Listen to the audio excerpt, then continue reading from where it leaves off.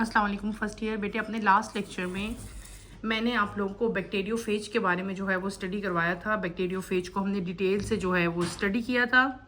मैंने आपको इसका स्ट्रक्चर जो है वो ड्रॉ भी करके दिखाया था और मैंने उसको एक्सप्लेन भी किया था। अगर आप लोगों को याद हो, हमने लास्ट में जो है इसी का जो स्ट्रक्चर है बेटे वही ड्रॉ किया था। Simple body consist of two parts थे, हेड और टेल, और हेड और टेल को जो है वो नेक ने आपस में ज्वाइन किया हुआ था। ठीक है, बैक्टीरियोफेज के बाद बेटे जो हमारा नेक्स्ट टॉपिक आता है जो आज हम स्टडी करेंगे, that is structure of HIV। ठीक है, let's start with the reading, then इंशाल्लाह मैं आपको साथ साथ एक्सप्लेन करूंगी। पेज नंबर 44 है बेटे आपकी बुक का, पेज नंबर 44, बैक्टीरियोफेज की डायग्राम के बिल्कुल नीचे।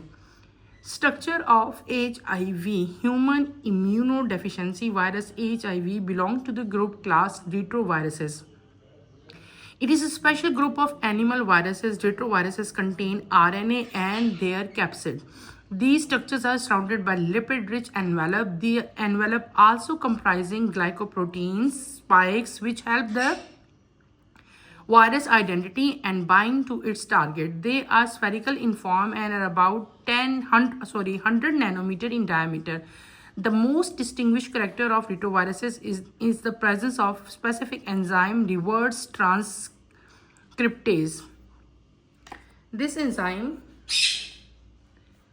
catalyzes the process of reverse transcription in which a single-stranded RNA is reversely transcribed into a strand of DNA. The enzyme then uses DNA strand to complete a double helix of DNA.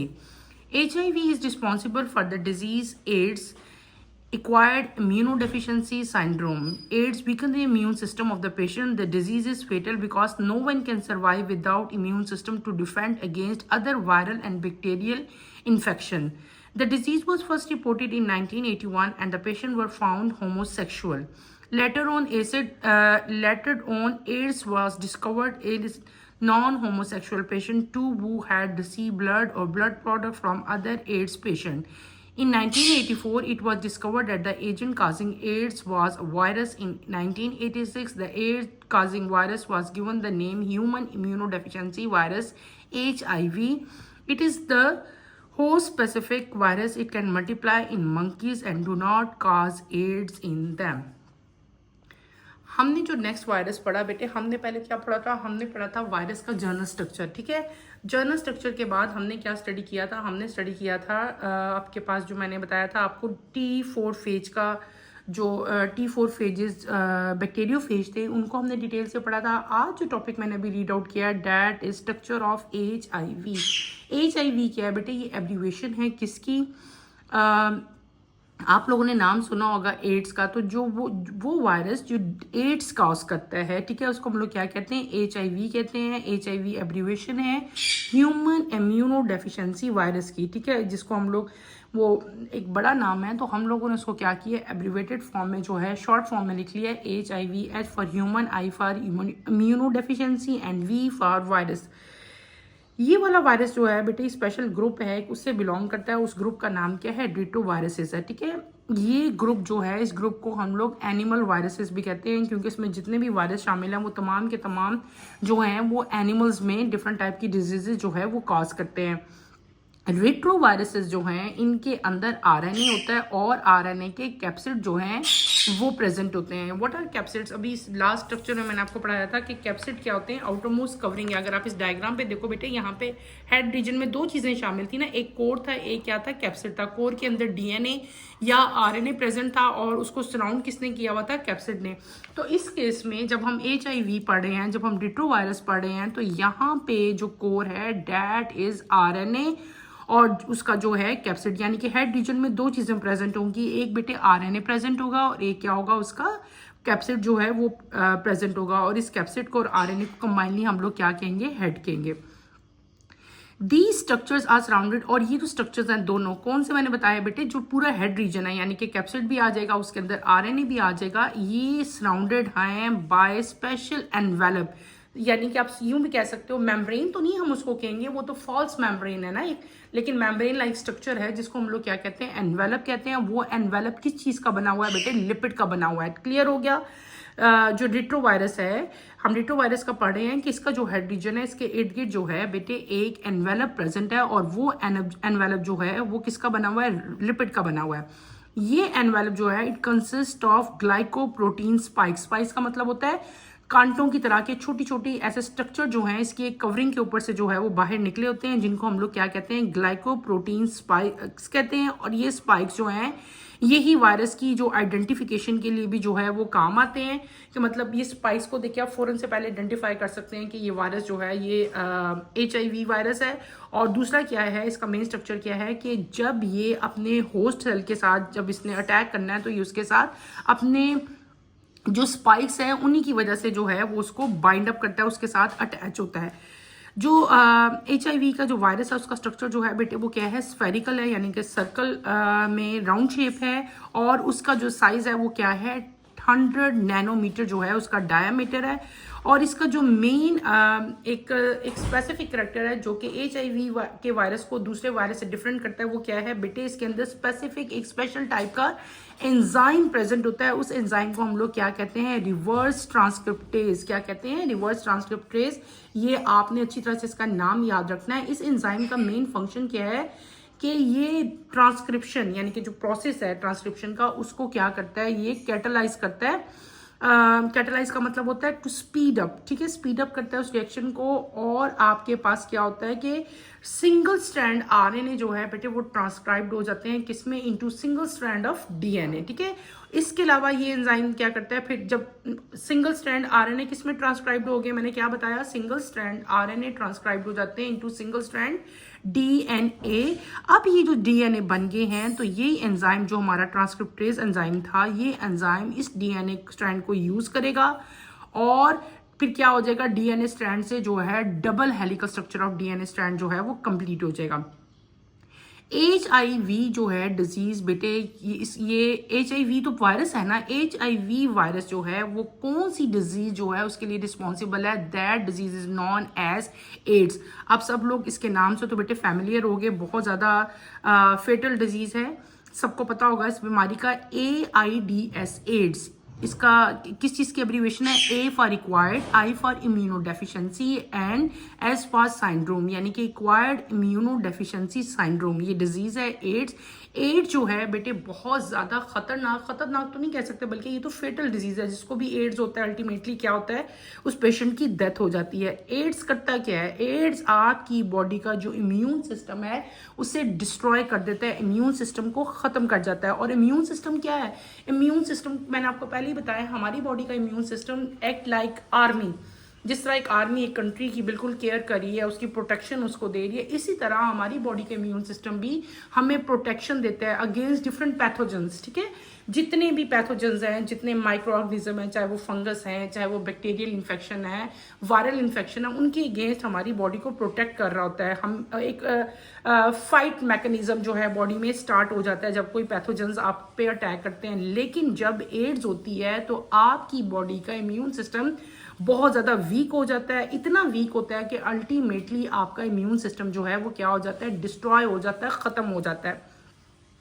बेटे जब immune system body का ख़त्म हो जाएगा तो आप, इसका मतलब क्या होगा कि आपकी बॉडी इस काबिल नहीं रही, इनकैपेबल हो गई है कि वो किसी भी बीमारी, किसी भी इन्फेक्शन, किसी भी चीज़ से आपको प्रोटेक्शन दे सके, आपको डिफेंड कर सके, ठीक है। सबसे पहले ये बीमारी 1981 में जो है एक होमोसेक्सुअल पर्सन में जो है डिस्कवर हुई थी।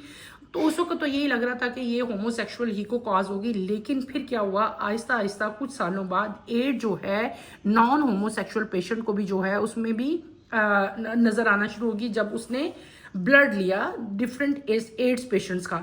यानी कि ये डिजीज जो है ब्लड ट्रांसफ्यूशन से जो है फैल रही है। जब कोई भी हेल्दी पर्सन किसी ऐसे पेशेंट का ब्लड लेता है जो कि इन्फेक्टेड है एड्स से, जब उसका ब्लड वो लेता है तो क्या होता है, उसको भी एड्स हो जाता है। यानी कि ये डिजीज साथ बैठने से, साथ रहने से नहीं हो रही, बल्कि किससे हो रही है, ब्लड की ट्रांसफ्यूजन से। जब आप एड के पेशेंट का ब्लड लेते हैं तो आपको ये डिजीज जो है ये काज होती है।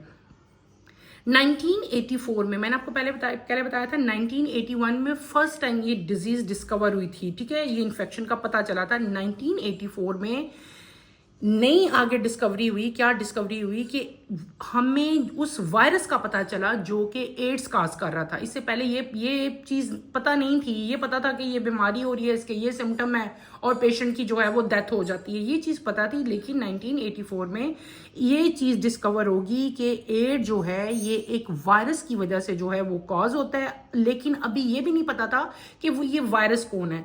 इसी तरह जो है डिस्कवरीज होती गई, एक्सपेरिमेंट्स होते गए और 1986 में फर्स्ट टाइम जो है ये चीज़ भी हमारे सामने आ गई। साइंटिस्ट ने ये भी डिस्कवर कर दिया कि एड जो है वो कौन सा वायरस जो है वो एड्स काज कर रहा है। तो वो वायरस कौन सा था? डेट इज HIV, यानी कि ह्यूमन इम्यूनो डेफिशिएंसी वायरस। और ये जो वायरस है ये होस्ट स्पेसिफिक वायरस है, यानी कि इसको अपनी रिप्रोडक्शन के लिए होस्ट जो है वो रिक्वायर्ड है। और बहुत कॉमन और बहुत बेटे एक डिफरेंट साइक आप लोग अभी एक चीज़ पढ़ी है आपने अभी कि ये जो वायरस है ये मल्टीप्लाई होता है इन मंकीज़ के अंदर ये मल्टीप्लाई होता है, लेकिन मंकीज़ को ये एड्स कॉज नहीं करता।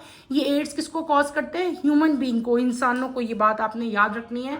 जैसे आप मलेरिया पढ़ के आए थे कि मलेरिया जो है उसके जो सारा पढ़ा था हमने कि उसके सारे कहाँ सेल्स जो हैं वो मल्टीप्लाई हो रहे थे और वो किसको डिजीज काज कर रहे थे। तो बिल्कुल ये भी वायरस ऐसा ही है, ये मल्टीप्लाई हो रहा है इन मंकीज और डिजीज किसको काज कर रहे हैं? ह्यूमन बींग्स को। ठीक है, तो बेटे इसके सिम्टम्स क्या? सिम्टम्स तो इसके सारे डिफरेंट टाइप के। टेम्परेचर है, आपका इम्यून सिस्टम जो है वो बिल्कुल बॉडी का खत्म हो जाता है, कोई भी डिजीज है आप फाइट नहीं कर सकते।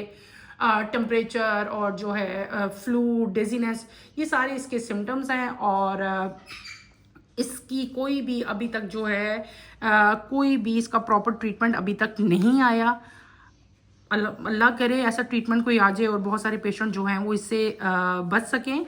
लेकिन इससे बचा जा सकता है। कुछ प्रिकॉशंस हैं जो अगर ली जाएं तो इससे हम लोग महफूज हो सकते हैं। वो क्या है कि आप जब भी कभी कोई ब्लड टेस्ट करवाओ, कभी भी इंजेक्शन लगवाओ, तो मेक श्योर कि आप जिस भी लैब में जा रहे हैं, जिस भी हॉस्पिटल में जा रहे हैं, आपके जो इंस्ट्रूमेंट्स हैं, जो सिरिंजेस हैं, जो नीडल्स हैं, वो सारी की सारी क्या हों? स्टेरिलाइज हों। ठीक है, न्यू आपने खुद अपनी आंखों से देखो कि ये जो पैरामेडिकल स्टाफ है, मेल है या फीमेल है, जो भी है बेटे, आपने ये देखना है कि आपको जो उन्होंने आपका ब्लड टेस्ट किया है या आपने ब्लड लगवाया है, जो भी, इवन आपने सिंपल ड्रिप भी लगवाई है, तो जो आपके पास नीडल है जो यूज हो रहे हैं, जितने भी इंस्ट्रूमेंट्स यूज हो रहे हैं, वो क्या हों? वो तमाम के तमाम न्यू हो, स्टेरिलाइज हो, पैक्ड हो। इस चीज़ का आपने श्योर करना है और इंशाल्लाह फिर आप इस बीमारी से जो है महफूज रहेंगे। सेकंड मेन चीज़ क्या है कि इसी तरह जैसे मैंने डॉक्टर्स की बात की है, इसी तरह बेटे जब आप डेंटिस्ट के पास जाते हो तब भी आपने इस चीज़ को मेक श्योर करना है कि जो डेंटिस्ट है, जो डॉक्टर है, जितने भी इंस्ट्रूमेंट्स वो आपके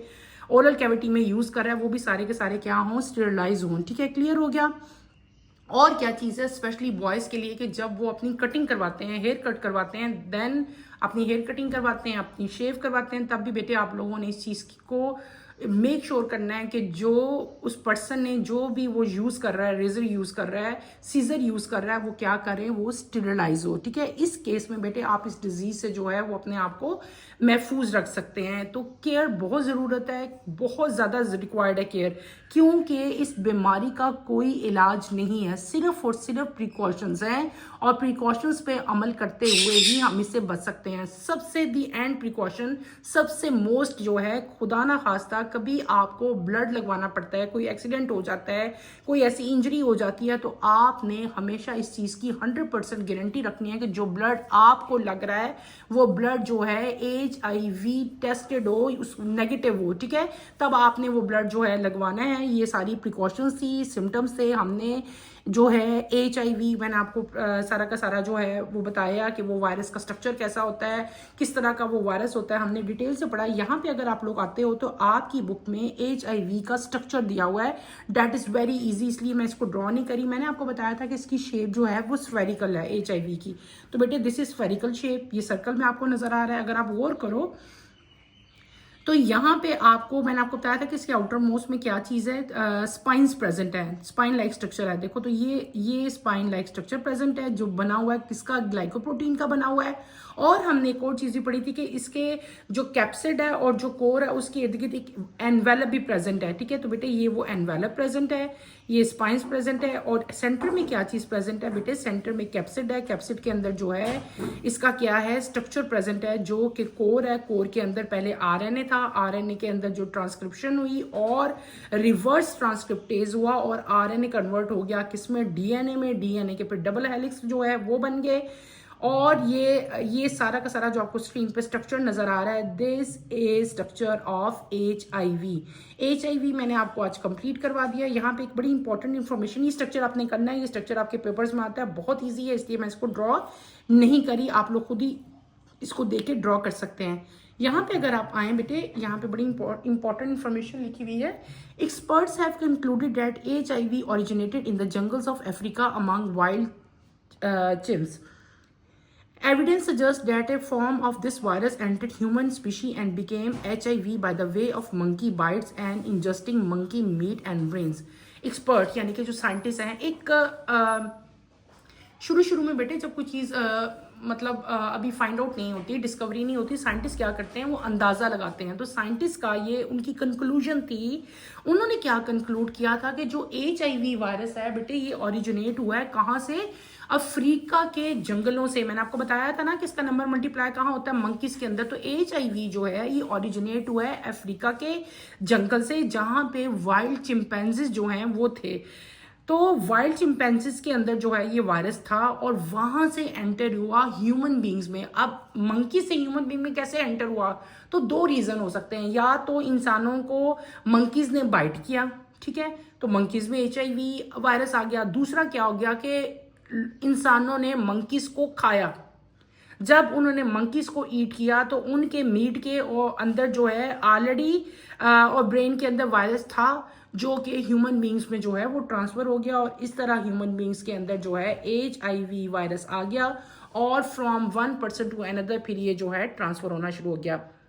तो बेटे हमारा टॉपिक जो है ख़त्म हो गया, टॉपिक के साथ ही हमारा चैप्टर भी जो है वो कंप्लीट हो गया। हमने जो है पूरा वायरस पढ़ा, वायरस का जनरल स्ट्रक्चर देखा, फिर हमने जो है बैक्टीरियोफेजिस पढ़े, बैक्टीरियोफेज के बाद मैंने आपको HIV आज कंप्लीट करवाया।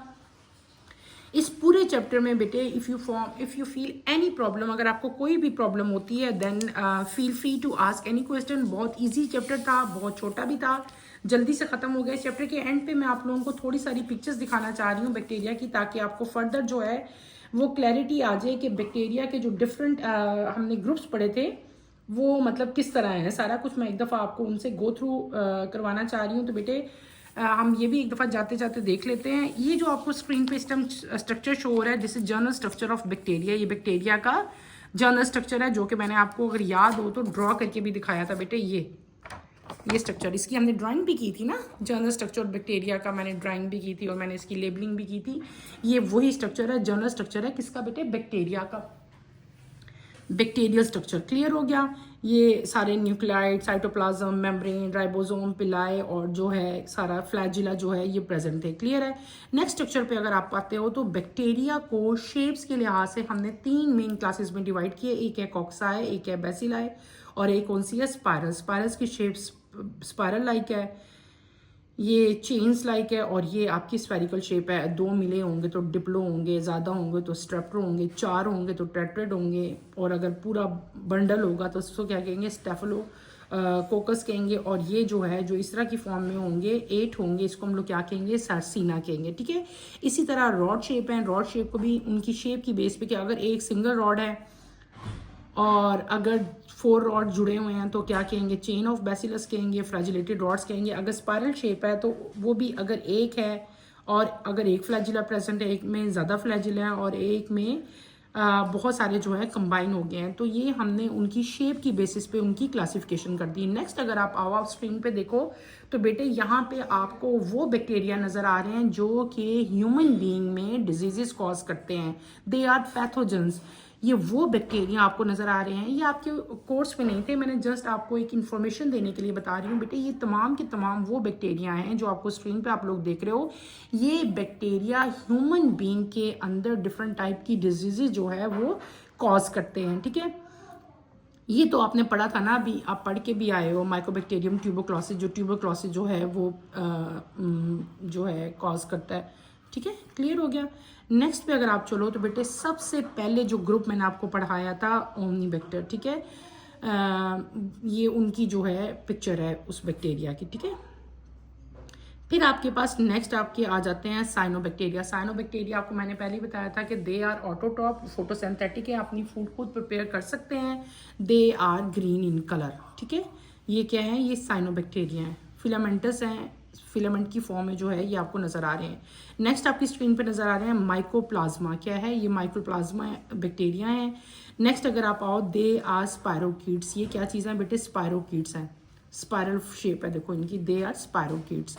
नेक्स्ट अगर आप लोग ग्रुप की तरफ आते हो, जो आपको भी स्क्रीन पे नजर आ रहा है ग्रुप, दीज आर सूडोमोनास। क्या है ये, सूडोमोनास है, ठीक है। ये बेटे आपको एक इनलार्ज करके जो है बैक्टीरिया दिखाया गया है। नेक्स्ट आपके पास आते हैं एक्टिनोमाइसीट्स। ये एक्टिनोमाइसीट्स की पिक्चर है और ये इसकी स्लाइड है, ठीक है। एक्टिनोमाइसीट्स की इनका साइज भी आपको बताया हुआ है 10 माइक्रोमीटर। नेक्स्ट एक्टिनोमाइसीट्स की इनलार्ज पिक्चर आपको स्क्रीन पे शो हो रही है। एक्टिनोमाइकोटा जो ऑर्डर है, जो सॉरी हमारा ग्रुप है एक्टिनोमाइकोटा, एक्टिनोमाइसीट्स। नेक्स्ट अगर आप आओ स्क्रीन पे जो आपको बैक्टीरिया नजर आ रहे हैं, they are nitrogen fixing bacteria. ये वो बैक्टीरिया हैं जो एटमॉस्फेरिक नाइट्रोजन को डिफरेंट ऑक्साइड्स में जो है कन्वर्ट करते हैं। क्लियर। नेक्स्ट आपको स्क्रीन पे जो नज़र आ रहा है, ये बैक्टीरिया जो है इसकी आपको लेंथ भी दी हुई है, साइज दिया हुआ है 5 माइक्रोमीटर। इस बैक्टीरिया का नाम है कीमोसिंथेटिक बैक्टीरिया। ये क्या पढ़ लिए बेटे, ये हमने डिफरेंट टाइप के बैक्टीरिया जो हैं कंप्लीट, आपको मैंने इनकी डायग्राम्स दिखा दी ताकि आपको फर्दर क्लैरिटी आ जाए कि हर बैक्टीरिया जितने भी हमने ग्रुप्स पढ़े थे उनकी शेप, उनका कलर, उनका जो स्ट्रक्चर है वो किस तरह का है। चैप्टर हमारा हो गया है कंप्लीट। इंशाल्लाह कमिंग लेक्चर में मैं न्यू चैप्टर जो है वो स्टार्ट करूंगी। कमिंग लेक्चर की नोटिफिकेशन के लिए बेटे आप चैनल को शेयर करें, लाइक करें और सब्सक्राइब करें। और मैं यहीं पे अपना टॉपिक एंड करती हूँ। अल्लाह हाफिज़ फर्स्ट ईयर, टेक केयर बेटे, अपना ख्याल रखिएगा।